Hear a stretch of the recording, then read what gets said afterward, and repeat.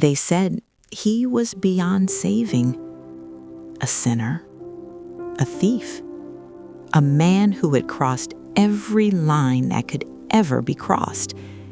Even the priest refused to pray for him. But that night, something happened that no one could explain. Because sometimes grace doesn't follow rules. This is not a story about a good man. This is a story about a broken one, a man who lost his way, and the moment when heaven chose to find him anyway. His name was Daniel, not the kind of man you would trust, not the kind of man anyone would call redeemable. He lied without thinking, he stole without guilt, and over time, he stopped feeling anything at all. People in his town knew him. Whispers followed him wherever he went. Stay away from him. He's trouble. He's too far gone. And maybe they were right, because Daniel didn't just make mistakes, he embraced them. One night, in desperation, he broke into a small home. He thought no one was there, but he was wrong.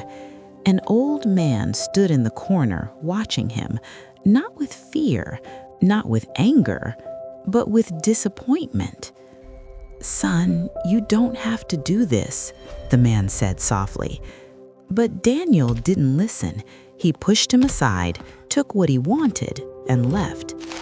That night, something inside him changed, not for the better, but for the worse, because that was the moment he stopped hearing his conscience.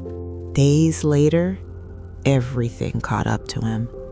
Police sirens, crowds gathering, hands grabbing him, and suddenly, Daniel was no longer the one in control. Standing in chains, he looked around. No one stood for him. No one spoke for him. Not even God, or so he thought. He was thrown into a dark prison cell, cold, silent, empty. For the first time in years, he had nothing. No money, no power, no escape, just himself and his thoughts. That's when it hit him. Everything he had done, every lie, every theft, every moment he chose wrong now stood in front of him. Unforgiving, heavy, real. He fell to the ground, not because he was pushed, but because he couldn't carry it anymore. And for the first time in his life, he whispered, "Is it too late for me?" Days turned into nights, nights into silence, and silence into regret. Daniel stopped eating, stopped speaking, stopped hoping. Because deep inside, he believed something. I don't deserve forgiveness. One night, he sat in the corner of his cell, broken, alone, with nothing left to lose. He looked up and said, "If you're real, don't save me. Just don't forget me."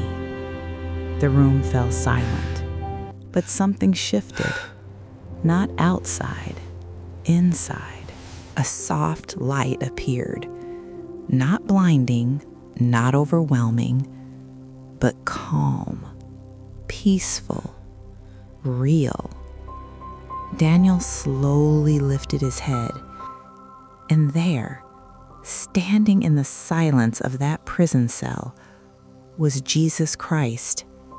No chains, no guards, no fear, just presence.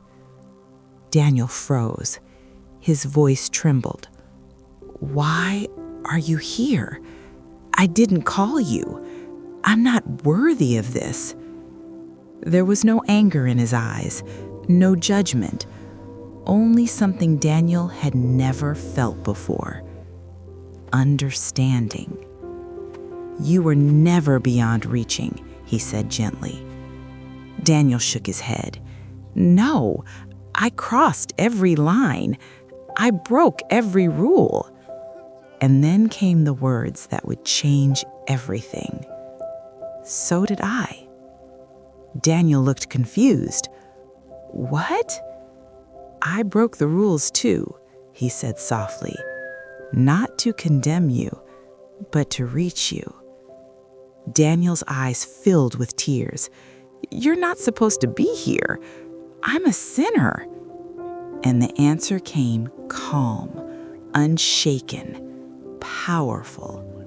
"I did not come for the perfect. I came for you." In that moment, something impossible happened. Not outside, inside. The weight Daniel carried for years started to lift. Not because he earned it, not because he deserved it, but because it was given. He fell to his knees, crying, not out of fear, but release. "No one has ever looked at me like this." And the response came, "You were never what they called you. You were always more." That night, no prison walls were broken, no chains were unlocked, but something greater happened. A soul was set free. The next morning, the guards saw something strange. Daniel wasn't the same. His face, calm, peaceful, different. He started helping others in prison, sharing food, listening to stories, lifting people who felt exactly like he once did, because now he knew something powerful.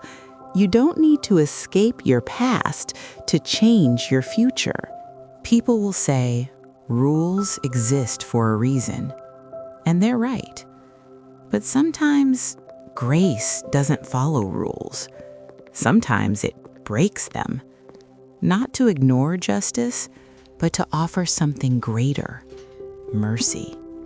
Because no matter how far someone falls, there is always a way back.